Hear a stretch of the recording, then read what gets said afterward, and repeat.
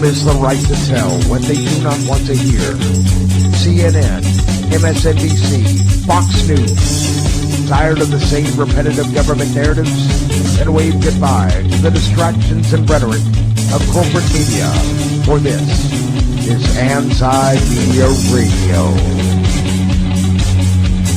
But I want to get the language right. The government is in trouble. You're all a bunch of slaves!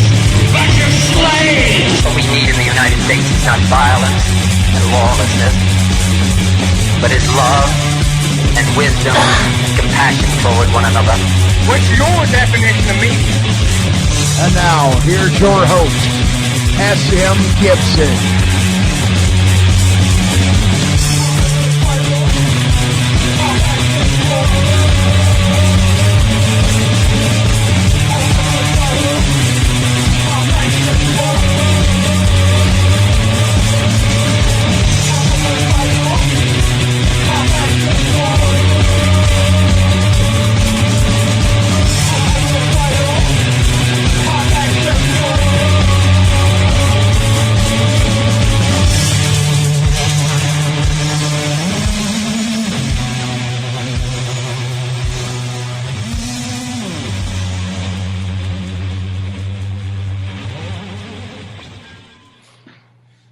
My name is S.M. Gibson, and you are listening to Anti-Media Radio, your alternative to the mainstream garbage, to the corporate narrative, to the lies of the rhetoric of the media. You have found your home here tonight. It is November the 10th, 2015. Couple of stats that we always like to go over at the beginning of every episode that corporate media somehow doesn't really want to focus on, doesn't keep it to themselves, I should say. So far, unfortunately, we have had 1,020 people who have been killed by police officers this year alone. We've also had 109 officers that have died while in the line of duty. The city of Chicago, with their strict gun laws, that's where our country is headed with those kind of laws. See kind of how, when they're enacted, what happens in the community. We, so far this year alone in 2015, had 26 people shot, 440 homicides. And the American ally, our government loves them, 151 beheadings by Saudi Arabia so far in 2015. A lot of other huge stuff in the news right now that we're going to talk about tonight from the debates that went on this evening to Edward Snowden basically, kind of being exonerated a little bit. A federal judge ruled yesterday that the NSA collecting your data is unconstitutional, among a myriad of a whole bunch of other stuff. Joined always in the studio with us, our wonderful producer, Mr. Shannon Madden. Shannon, how's it going? You couldn't let it go 5 minutes without bringing up those damn debates. Oh, my God. Man, I feel for anybody who was through every single moment of the wretched coming out of each candidate's mouth.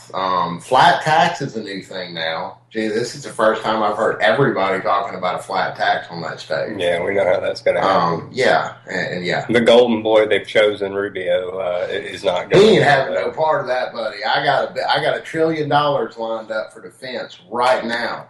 All you got to do is throw that ballot my way, and trust me, I will keep us safe, secure, and free. Bless America. We weren't fortunate enough to catch every last second of the debate. Trump is sending all of the current illegal immigrants back home. So if you're an illegal immigrant listening to this broadcast, start packing.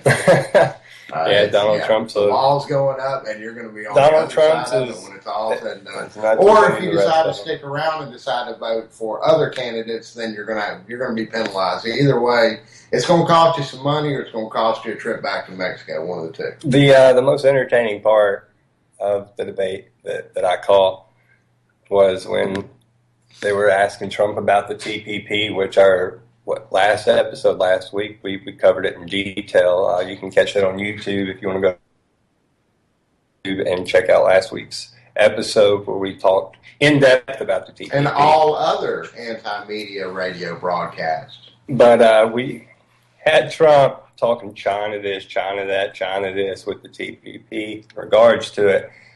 And then they got done with the question and went back to the moderator, and Rand Paul spoke up and said it may be worth noting that China is not part of the TPP. And Trump just shut up, and the next thing you know, the music for the commercial was coming up. And that was the weirdest part about it, because the music for the commercial came up. Rand Paul was still talking. There was more, back and forth going on, and suddenly the commercial music just disappeared. It was odd. And the timing of that was the strangest thing of all. Both of us in the studio are huge college football fans, and we know a bad call when we see it. Yeah, we know somebody got paid for that one. It's true. I promise I'm going to get to everybody's calls this evening. Line's already blowing up here, but we will get to your calls later on in the program. Jeremy Martis, let's talk about that for a second. That is a horrible, wretched, vile story that is getting worse and worse and worse. Now, it's funny, I caught this story, and I've been keeping up with this story like a lot of the other police brutality stories, which are just, I'm sorry, anytime that I'm on social media or digging around for news, any police brutality case always is going to pop up. I'm going to check it out, and I, kind of at least see, in plain black and white, or in some cases full color, the police state that we now live in, and remind myself of that daily. In Louisiana, we had two police officers were chasing a man for conflicting stories or conflicting reasons, but they were chasing a man. They cornered him. They wound up unloading bullets into the car. The car contained his 6-year-old son, Mr. Jeremy Martis. The man that they were shooting at, Mr. Few, Chris Few, apparently the story that the police spun was that they had witnessed a domestic violence altercation between him and his girlfriend. So they pursued him, chased him down the road. The guy took off running, had a child in the car. It was a desperate situation. They cornered him. They reached for the gun, the same narrative that we hear from a lot of these police brutality cases where an unarmed citizen winds up dead. They reached from a gun, have a dash cam and body cam footage that is showing something completely different. Well, now the story is starting to emerge that Mr. Few was targeted by one of these marshals, as they're actually Louisiana City Marshals, Norris Greenhouse and Derek Stafford, Norris Greenhouse Jr. and Derek Stafford.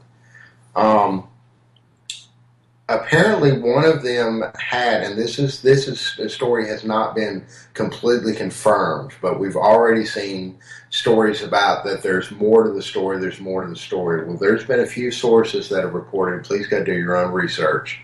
That apparently one of these officers had went to school with Mr. Few's fiance, and had went to the school and to school together. Apparently looked her up on social media or bumped into her or something like that. Had actually showed up to her house, and it kind of freaked her out. Mr. Few and the marshal had words about it. And the marshal was in civilian capacity, and basically, was told by a girl's boyfriend, "Hey, you need to get off my property. If I see you around here again, I'm gonna kick your butt." Now, there's a lot of guys that are listening to this that if they've been in that situation before of a ex-boyfriend or some guy just shows up out of the past, and it's very startling and very disconcerting to the lady in your life, and she expresses some sort of, displeasure about that, then you're going to tell the guy very strongly, you need to stay away from here. This is not a place for you to come. Well, him being a power-hungry police officer, that pissed him off.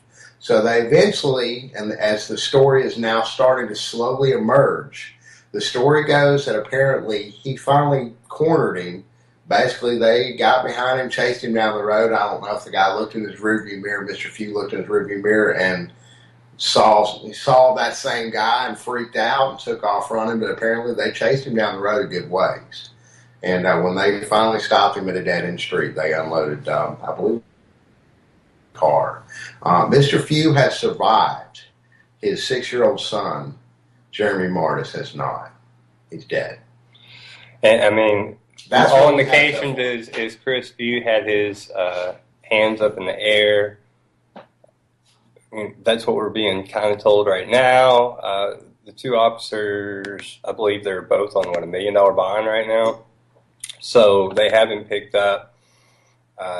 It appears like it's cold-blooded murder. The Louisiana DA has also recused himself from the case because of some relation to the victim's family or something. There's some sort of rigmarole about that as well. So it's now the wheels of justice are going to start spinning wildly one way or the other.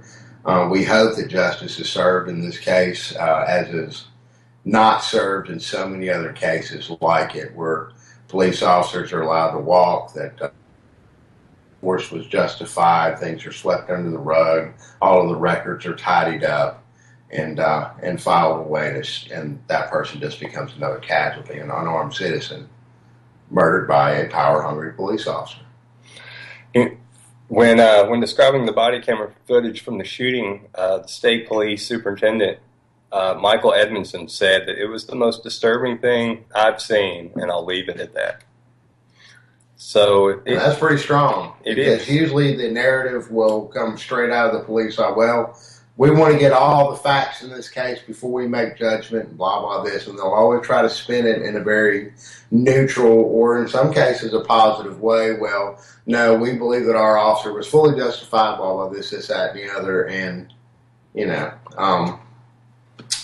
here we are again. 6 years old. And why the police, even and again, let's go ahead and we'll play we'll spin the Fox News narrative. Well, there has to be some sort of reason, or there has to be some sort of, this person was a cold-blooded thug, or this, that, and the other. No, this is a man with his child. Driving down the road, these guys find, oh, there he is, we found him finally. Start chasing after this guy. He freaks out, looks in his rearview mirror, recognizes the guy, and sees police lights. Oh. Can you imagine being in that situation? The guy that you just told to get off your property, to leave the woman of your life alone at her request, suddenly shows up behind you for revenge with blue lights going. Remember the case in Madison County that we reported several months back about that very same thing, where the activist that was actually trying to help the handyman out wound up being brutally murdered. That murder's still unsolved, by the way. I mean, it's a sad world we live in. And the further and further we look, I mean, there's just more cases like this everywhere. You ain't going to tell me I'm a police officer. I can do what I want when I want. And of course, as like a lot of these other cases, both of these police officers have had civil lawsuits. I believe one of them had 5 civil lawsuits, judgments rendered against him, and he's still behind a badge. I mean, how does that happen? It's the world we're living in. Is this what we pay our taxes for? It is. We excuse the authority. Is this why we elect these people that go on and put these people in place? Is this why we do this? Of course not. People live in fear. And because people live in fear, that they look at the authority and they say they're there to keep me safe. So when an authority figure goes and kills somebody in cold blood, you're always going to find that person that excuses that circumstance, because they're going to say, but they're keeping me safe. They killed that person, not me, not my family member, so I'm safe. It must have been a bad guy. And that's the psychology And of what what's we've done, though, going is through we have, with our head. with our taxpayer dollars, though, we've got some government pincher puppies that we have fed human flesh for so many years, and now we're starting to look like dinner. That's what's going on. It's really scary, and I want to definitely point out that I don't think every police officer in the country is like this whatsoever. Absolutely not. This is the police officers we're talking about are a minority, but they're getting away with it. And there's so many of these. That's the scariest part to me. There's so many of these good police officers, quote unquote, that are helping these police officers get away with it. Yeah, that's the scariest part, is because you're going to have this in society to some degree, even if it's small numbers. But when you have something happen where a cop kills somebody, they're just, given vacation for 2 weeks or less, and they go about their business. Nothing happens. That is the saddest, scariest part of all of it. They have a license to kill. That's what that badge has come to represent in 2015. And again, it's not all officers, but it's happening. And 100 good officers are not stopping the 10 officers that are out there that are killing people. We'll have a special guest that I want to go ahead and bring on the show now. One of our fantastic journalists. Haven't spoken with her in a while. Miss Claire Burnish. Claire, how are you doing? I'm doing excellently well. How are you? Can't complain. What's up, Miss Claire? How you doing this evening? I'm doing wonderfully. How are you? Oh, I can't complain for a fellow with a job. Hey, Shannon, you got me kind of hooked on calling her Miss Claire, too. Uncle Nick, how you doing, man? Oh, pretty good, hanging out. Well, Killer, how is life out on the West Coast? Yep. Nick didn't want to answer that question. Oh, wow. Sorry, it's actually really good. Yeah, it's fantastic. It's wonderful out here. I couldn't be happier. Y'all got missile tests and surveillance drones, and wow, that's just the green glow in the sky. There's something wonderful about that. That was freaking awesome. The best part was the laser flashes or whatever that was, the light show that came out soon after. It was like right. The secondary propulsion system went off or whatever, and it's like a huge plume, and then all of a sudden you see like green flashes of like lights and stuff, and that was to me like after watching some of the videos some of my friends took from right here off the literally right here where we live, it was pretty clear that there was like these weird green flashes of light that are kind of hard, in my opinion, to explain. They explained it already, though. Yeah, don't you believe them? Y'all are freaking out or something, man. Y'all got some good buds. Crazy. Yeah, swallow that pill of narrative, right? One of the things I was saying, man, is that if we have like a missile, like why is it going to be so apparent? You know what I mean? It's almost like, if you're going to have a missile, you don't want people to see it coming from like 500 miles away. You know what I mean? It's one of those things you want to keep kind of covert. Yeah, if you're going to fire it from San Diego, you don't want to see it in Utah. People were in Arizona, the next state over, and they're like, oh, yeah, we saw it too. And it's like, dude, if you're going to fire a missile at people, why in the hell can everyone see it coming? It's like the dumbest thing ever. Let half the world know. Well, it's kind of like when George Bush invaded Iraq this last time and gave them a month head start to get all their weapons of mass destruction out of the country before they came in. And, yeah, same thing. Hey, guys, we're coming. We really mean it. We've already shot a missile off, so you got like an hour. You better get your ass on the move. I trust our government. I don't know what you're talking about. Yeah, right. I trust the government at least 5% of the time. Yes. You know what I mean? Hey, you're doing 5% better than me.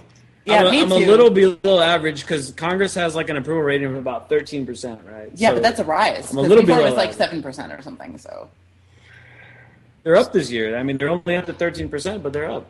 Well, it must be all these like wonderfully entertaining debates that are going on. Which are wonderfully entertaining. Hey, now the Rand Paul filibuster was pretty cool. I kind of that kind of bumped me up to at least 6% for like 3 minutes. 3 minutes, and then it was over. And then it was back down to 0. So I'm not going to make that joke. I'm going to go ahead and touch on something we talked about a bit at the top of the show. Claire, you've got a couple of articles up at the top of the page right now. The NSA story. Go into a little bit. We discussed kind of a brief outline at the top of the show, more in depth for everybody. Well, this is truly a beautiful thing. I've never been so excited reading a legal brief in my life. This judge put an injunction in place to end bulk collection of metadata by the NSA. So effectively, finally, bulk metadata collection is ended. The thing that's wonderful about this is this judge took the time in his 43-page brief to literally put the epic smackdown on the NSA and the government. He used some incredible language and a little bit of subtlety to essentially say that everything the NSA is doing is bullshit. And the best part of it all is that Edward Snowden is sitting on Twitter like giddy right now, man. Just like totally like happy as hell that this ruling has come across, because it's finally kind of really validating all the stuff that he risked his neck for, man. I mean, he's still at risk of there's still a slight chance of assassination against Edward Snowden. I mean, it's still there. I mean, I don't think it's going to happen. Oh yeah, that's a given. Come on now. Trump's already said he wants his head on a silver platter. President. You don't think Rubio wouldn't do it? No.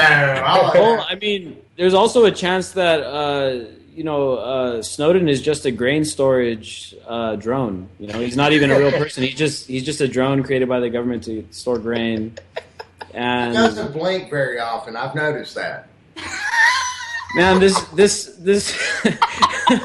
I mean, this election thing, man, is just the most horrible. You know, it's completely. It is really bad when you start using a game show ding dong noise to regulate your presidential debate. And now let's welcome to the stage Donald Trump. Nick, I don't know if you. But for the GOP, and they'll do it again with the Democrats. Yeah, it's not being mentioned in the debate, and it's enormous. It's enormous because the idea was, and even this judge called it out about like Congress's farce of kind of allowing this metadata collection to go on for 180 days until USA Freedom goes into effect, which everybody knows is also a joke.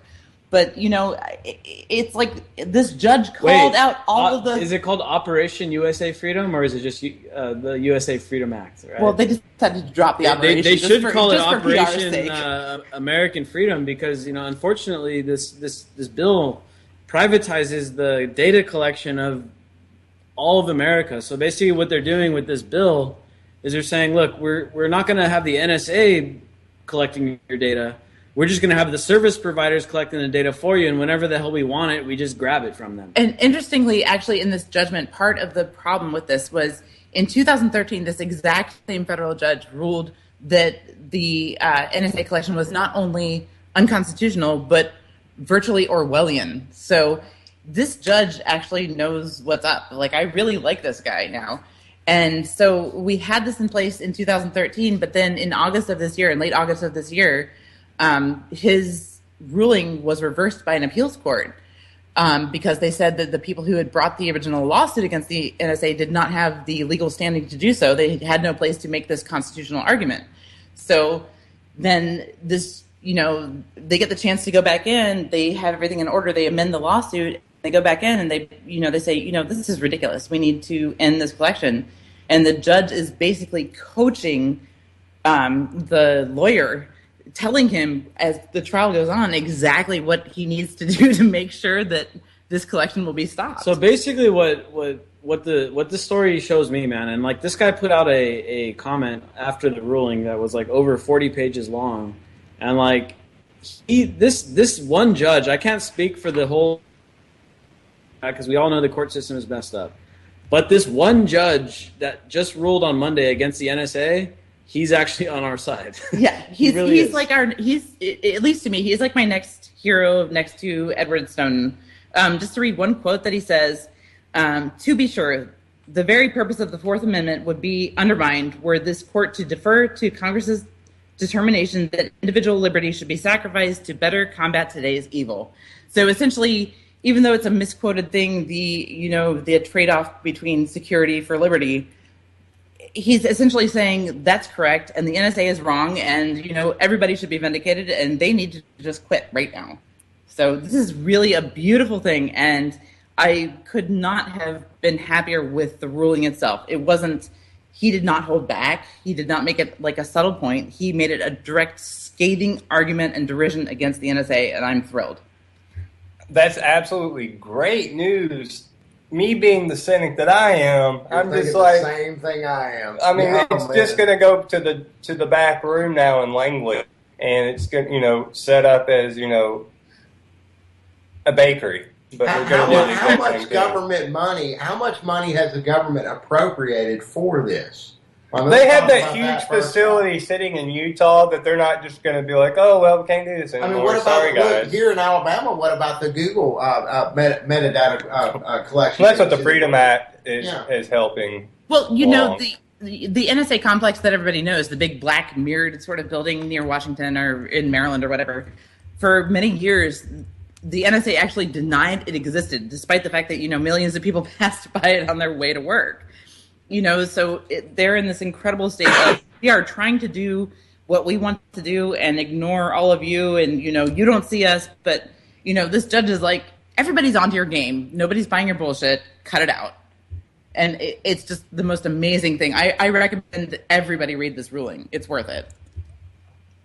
Absolutely. Well, I tell you what, I'm going to go ahead and grab a caller real quick. We've had a lot of callers calling in. Let's do it. Throw one on. Area code 812. Welcome to Anti-Media Radio. I am your host, SM Gibson. Tell us your name and where you're calling from tonight. Area code 812. Yeah, I'm not from 812, but no, I'm just kidding. Yeah, go for it. So, we've had this story up since yesterday about the Saudi videos getting released. What's your take on those videos coming out, Nick?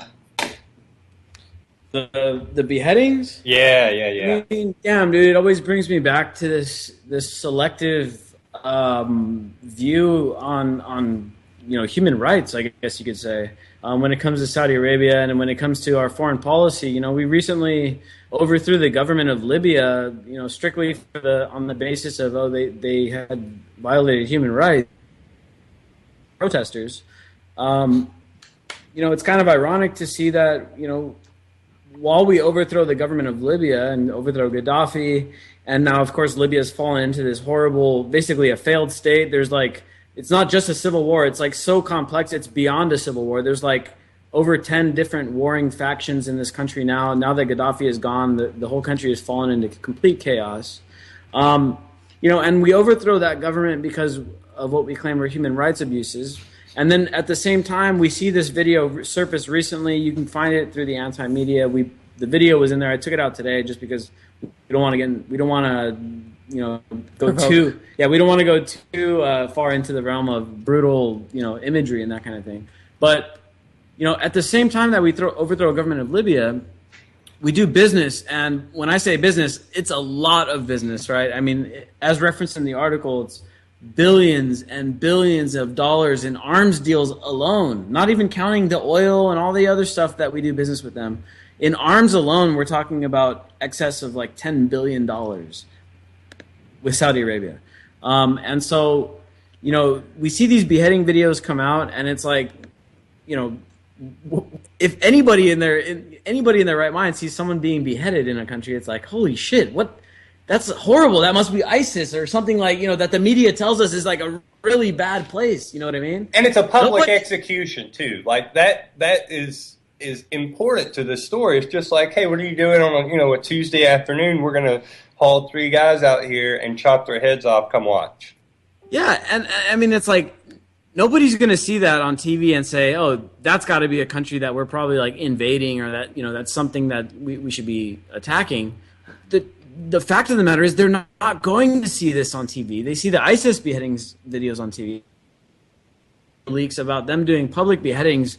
It's not covered by the media at all. I mean, at all, and so it just goes to show how the media works hand in hand with the foreign policy. You know what I mean? So since Saudi Arabia is a U.S. ally, they sell us oil, we sell them arms, they pay a bunch of money for the arms, they sell us a bunch of oil.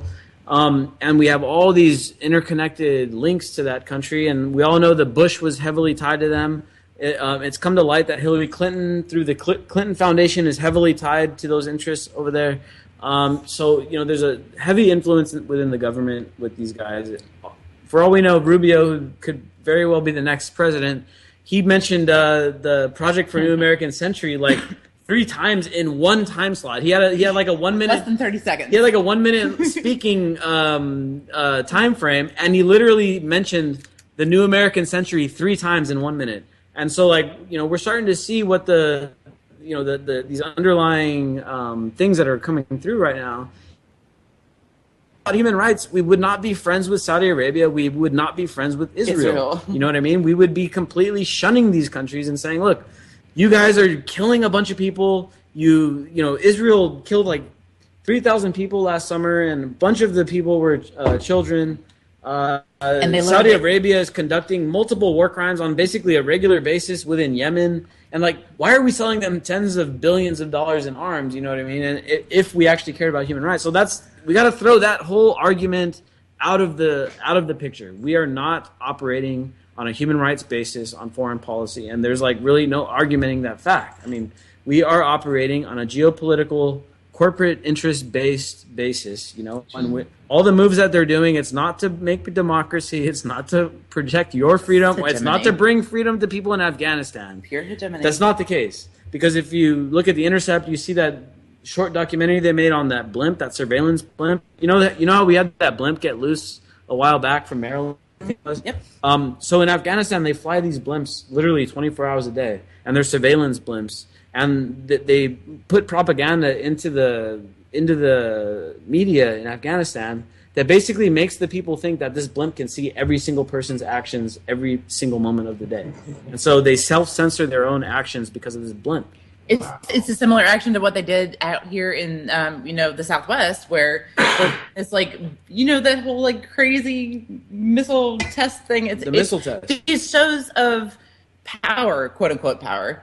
It's like everybody, people are so fed up, and people see through it, and they're just like, no, that's it. It's just like supporting Saudi Arabia and Israel. I mean, you're talking about Saudi Arabia, where you have journalists, somebody scheduled to get 50 lashes, every session, where it puts him on the verge of death for months, where he cannot receive any more because the punishment is so severe and ridiculous. You have other people for being a journalist, and you have other people in Saudi Arabia who are going to be beheaded and then crucified, and then you have Israel, who is making a move to make it legal to jail people younger than 14 to the age of 12, for these supposed knife attacks that have been proven to be false. I mean, we are in bed with these terrorists. To call it a war on terror is the biggest fallacy that there is out there right now. Well, speaking of the Saudi Arabia issue too, Saudi Prince bin Talal, up until the beginning of this year, he was one of the highest. He had one of the highest stakes of ownership in News Corp, which of course is Rupert Murdoch's corporation. And he sold down. He's only got 1% left now, but he still kept his holdings in 21st Century Fox. So we're talking about, Saudi royalty being involved in U.S. media and wondering why some of this stuff is not reported. Yeah, man, because, these guys, these media operations, they make excuses for these awful regimes that are part of NATO. I mean, if you look back at the example of Amber Lyon, she's basically a whistleblower. She was working for CNN, making these CNN short documentaries and things like that. And she came out, she blew the whistle. She's like, we're making stories that make dictatorships look nice and friendly. And she's like, I can't participate in this anymore. And she got buried. Like she got buried, and they discredited her as much as they could. And then she's been shunned from the mainstream media and all that stuff. She has her own website now called like Reset Me. I think it's called reset.me. And you can like, she's focused on like alternative subjects and things like that. But like, you know, there's been examples shown where the media shows this blatant hypocrisy that favors some regimes, some dictatorships, some monarchies. In fact, one of the guys on the debate tonight said he wants to support the king of Jordan for 100 years. 1,000 years. The guy's like, I want the monarchy. I want the monarchy of Jordan to be in place for 1,000 years. I shit you not. He said this in the debate, right? And so we're supposed to like think that we're spreading democracy and this other kind of thing. We got these presidential candidates in the debate saying we want to maintain this monarchy, this kingdom in Jordan for the next 1,000 years. I mean, this is like, we're watching this shit. We're like trying to hold back from laughing. You know what I mean? Because it's just like a total shit show. It reminds me of the Glenn Greenwald quote. It was, the only time the U.S. government pretends to care in the slightest about human rights abuses is when they're carried out by countries that do not cooperate. Yep.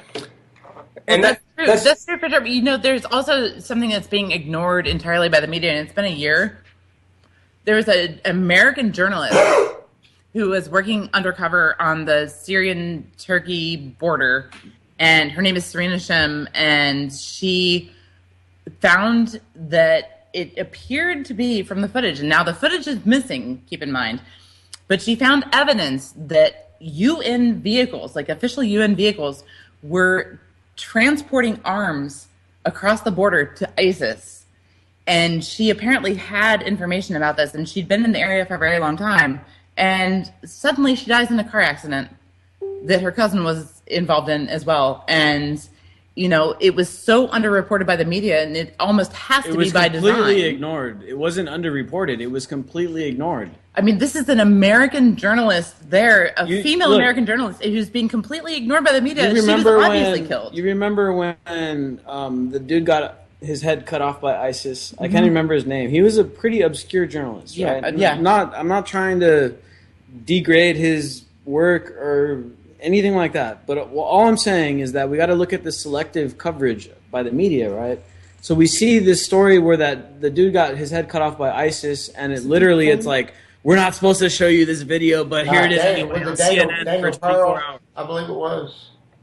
Yeah. Yeah. And so you know, while they show us that on 24-hour news coverage, this story about Serena Shim, which is another American journalist that was found dead under very suspicious circumstances, while she was in the middle of uncovering some very bad dirt on Turkey and the UN. Enormous news. She's like, you know, dead all of a sudden, and there's absolutely zero media coverage. I mean, this is a pretty big story, man, and it's very, very telling that there was no talk about this story. And it's like the guy that was beheaded by ISIS got all these headlines for so long, and all the TV networks were covering it.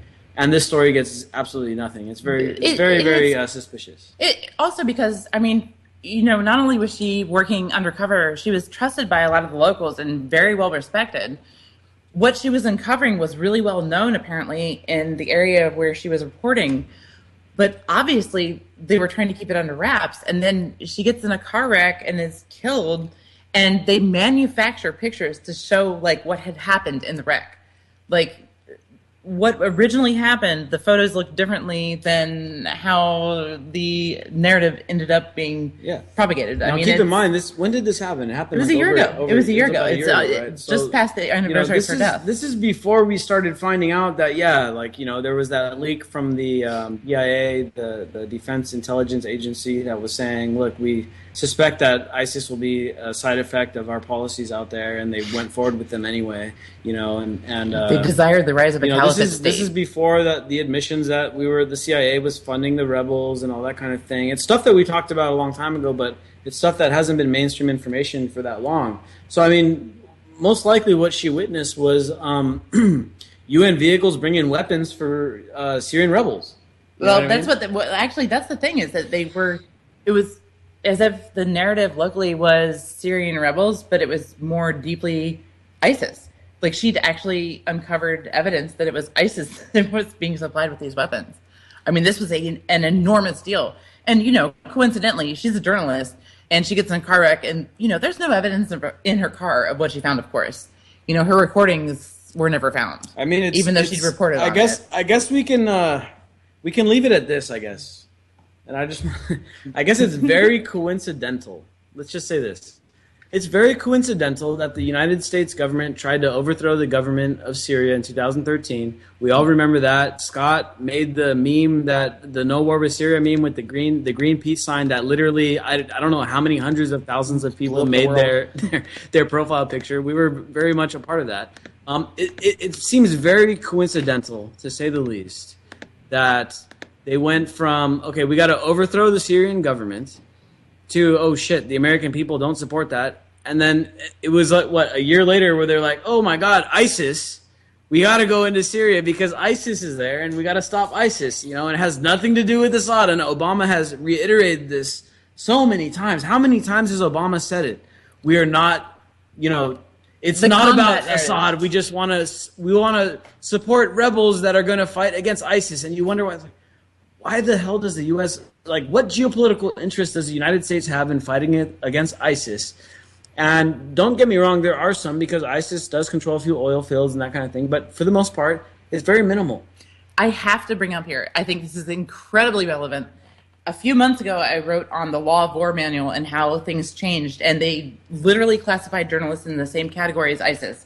And it just seems awfully funny that suddenly journalists are being, they turn up executed around the world. Yeah. I mean, this is not a coincidence. It's because journalists are the ones who are dedicated enough to finding out the truth, and they go and they dig their nose where the American government doesn't feel they belong. And suddenly, it reminds me of another kind of infamous car wreck, too, of someone that was working on a big story. This was surrounding the CIA, was Michael Hastings. And that happened in this country. We're not talking about overseas. Car wrecks are a really easy way to hide an assassination, to be straight up. Yeah, they really are. And I'm not saying Serena Shim or Michael Hastings were assassinated. I've also not seen enough proof to say they weren't, but a car wreck is a pretty easy way to disguise it. It is, and it's actually a sad state of affairs when you have, where I was going up in the mountains investigating the whole Nestle thing, and when I got really excited about making the trip, the most common comment was, don't get in a car wreck in the mountains by Nestle. It's like when something becomes sort of an accepted idea that is going on, and, no matter if it's wrong or right, when people begin to accept the idea that anybody can be assassinated for any reason, you've reached that point of no return, in my opinion. Exactly, and that's why that ruling by that judge today was so strong. It's awesome. He condemned just this overreaching surveillance state government in general. Well, so he told it like it was. He said this has not done shit to prevent terror attacks in any way. Nothing has ever been produced to prove that bulk metadata collection has prevented any terrorist attack whatsoever. And I mean, he calls it out as flatly as that. It's an amazing ruling. This is just perfect. Hopefully something will change with all this. I'm the skeptic that, thinks it's just going to be shifted to another room. But it doesn't take away from what Snowden has done. It definitely doesn't take away from this judge making his ruling. It doesn't. We sit here and we harp on about a lot of the policies of the government. That doesn't mean every single person in the government is some horrible person. This judge has proven it. It's like, hey, stop doing this. You're an idiot. But at the same time, there's always people that go back behind those people. And it's like, well, we're going to do what we want anyway. Because there's money already appropriated for the NSA and what, of course, I know that they've transferred a lot of the data collection over to the carriers, over to the Googles and the AT&Ts and so on and so forth. But there's still a lot of money that is still going to remain exactly where it is. It's just going to move somewhere else. That this will be called that, and it'll continue just like it always does.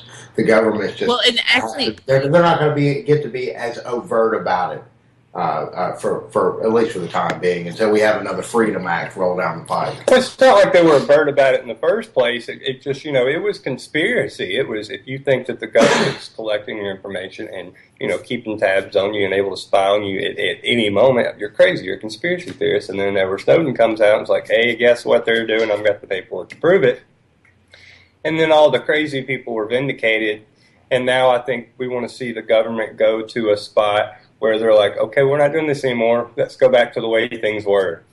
But, there's an interesting thing that came out today as well. Like, after this ruling, it kind of was, way in the sidelines. But apparently the morale at the NSA is kind of at an all-time low. Yeah. Because according to this article, and it was really an op-ed, but it was by an NSA insider. The guy's dad was one of the original people at the NSA. He worked for the NSA himself. He's currently a security contractor. And, he basically penned this article that we saw today that was talking about how the morale, ever since Snowden came forward with these leaks, dude, basically what this article was saying was these guys at the NSA were so brainwashed into thinking that, like, they literally were doing the right thing. They thought by spying and collecting the bulk data of every American citizen, they were so propagandized and brainwashed into thinking that was the right thing to do, and the morale was like pretty high, right? After Snowden, when the public opinion, when it got scrutiny on these programs and the public opinion started shifting, well, the people at the NSA that worked there, like the low level workers like Snowden was, their morale is now sunken. And this guy literally is in regular dialogue with NSA employees and things like that. And he's writing this op-ed from a place of inside information type of thing. And so it really goes to show that what's going on right now with the leaks and the media pressure and everything Glenn Greenwald has been doing, which is absolutely amazing, is actually having an effect. And according to what I can see right now, and we talked about this before we called into the show, is that the Supreme Court or the federal court in many instances is actually reflecting the public opinion, like the thoughts that the people are having, the way that people want the courts to rule, like on the NSA. The courts are actually reflecting the public opinion more than Congress is. And in some cases, of course not in all the cases, but in many cases, the courts, we have almost what look like rogue judges. I wouldn't call them rogue, but they're very close to being rogue judges, where they're literally going out on a limb and fighting for us, and so, it really does show with this public shift. The people that actually work at the NSA have also felt that pressure, and even from their own friends and family, asking them questions like, dude, like, you work for the NSA. Is it true that you guys are like spying on all of our, and it's going to take a toll on you when your little brother is asking you those kind of questions and things like that. You know what I'm saying? And so it really hasn't had an effect. And so I guess we're going to start seeing the repercussions from, this morale shift within the NSA. Maybe we'll see a lot more whistleblowers start coming to light. We've seen a lot of whistleblowers in 2015. We've seen a lot of whistleblowers come forward. The most recent one on the drone papers and that kind of thing. Yeah, that was huge. So it's really changing the climate for the whistleblowers. They have more confidence. The morale is low. I think people are now that are working within these agencies are starting to question their own practices. They're like, if you're working at the NSA and you're thinking like, damn, dude, maybe I shouldn't be spying. Shit, my mom and my family is caught up in this dragnet, and we're, potentially if I wanted to, I can go look at my mom's text messages like, do I really want that to be taking place? And so there's people within the NSA, I think, that are going to start stepping forward. And hopefully maybe some of them will step forward to us here at the Anti-Media to talk to us and let us know, like, look, there's some injustices going on, and let's expose it so that the people know what's going on. We can start getting the court system, the government, all those things to start reflecting our public opinion. But we also have a lot more work to do on the public opinion side because people are so distracted with so many trivial things. They're not even paying that much attention to this NSA ruling. It's not even that big of a deal. It's only the kind of activist-leaning people that are really taking a big notice of this ruling. You know what I mean? Well, even Glenn Greenwald was saying it's like if you don't, to think that the government isn't spying on you is basically one of the most naive things you could do. I mean, he's saying at this point in time to not understand the breadth and scope of this spying and, the potential programs that are in the background. And even Snowden said this on his tweets on this ruling. He even said, don't underestimate basically the power of all these programs you don't know about yet. It's like he knows what's going on, and he hasn't either there are documents he has that he hasn't revealed yet, or just from his personal experience, there's enough going on that he's saying, there's much more basically in the background. What he's saying is that, like, from what I saw, it's like, look, this is a great win, and I think, I know Claire and I are kind of celebrating tonight. We're just kicking back. We got all of our work done early, and we're just, hanging out. But, like, we're celebrating this. Netflix and chill. Is that what y'all are doing? No. More like writing articles and chill. Okay, fair enough. But this ruling is a victory, and it should be treated as such. But at the same time, and Snowden definitely reinforces this, is that there's a lot more work to be done, man, because the USA Freedom Act is going to shift all this data collection over to the private sector. It's very much a privatization of surveillance, more or less. So the companies will have the data. They will collect the data, and basically it's the same program in place because the government can literally, they don't have to have a warrant or anything. They can go in and say, give us this data. Again, another big coincidence here, CISA. Yeah, right, the new spying legislation that has been coming down the pipeline. Senate just passed it, right? Yeah. The Senate just said, okay, yeah, let's go ahead and pass this. Obama has more or less already shown willingness to sign it. He's just waiting for Congress to put it through. And CISA provides immunity to the corporations, Yahoo, Verizon, Google, AT&T, all these companies that have your data. This new CISA, bill basically gives them immunity to share it all with the government. So in the end, they're probably the NSA is basically taking care of two birds with one stone. They're deflecting the blame from themselves, saying, "Look, we're not going to collect the data," while at the same time saving money by not collecting the data themselves, just giving it to these corporations, and in return giving them immunity from prosecution and probably also giving them other political favors and things like that. To make up for the fact that they have to do all the heavy lifting on the data end of things. Yeah, but the thing that what is really being ignored here, and CISA is a big deal, of course, but all it is a precursor for the TPP and the SOPA provisions in TPP, which literally will change the face of the internet. Because all those memes that we share that have, say a picture that's done by a certain organization in the background, you can be prosecuted for those under the TPP. Like, this is a huge deal. The TPP will change the face of the internet as we know it. I mean, everything that we do without thinking twice about it now, with the TPP will be changed dramatically. Like, it will make information gathering and information collection almost as difficult as it is already in China and, North Korea and places like that. I mean, this is a huge deal. It needs to not be ignored. And I've heard it suggested, and I think it's a great idea that I think people should be forming groups while we have this, now less than 60 days, to review the TPP and take a chapter that that resonates with you, understand it, and share the information. So if we can't stop the TPP because fast track is in place, who knows? It's probably going to be voted in. At least we will know what it is that we are subject to and how we're going to be prosecuted. Well, all right then. Y'all covered about 900 she just dropped the mic too. Oh, You guys couldn't see that because there's no video here, but she literally dropped the mic and walked away. Yeah. No, I'm kidding. But, for me, I don't think that we really – I'm not going to claim any kind of victory until we're still able to have Edward Snowden come back to this country and it's not, going to jail or going to some secret trial, whatever they're want to do with him. He can't even – fine box. He can't even land in Germany right now, and he helped, give Germany all this information to find out what's going on, plus with the American people here, and we're just like, it's okay.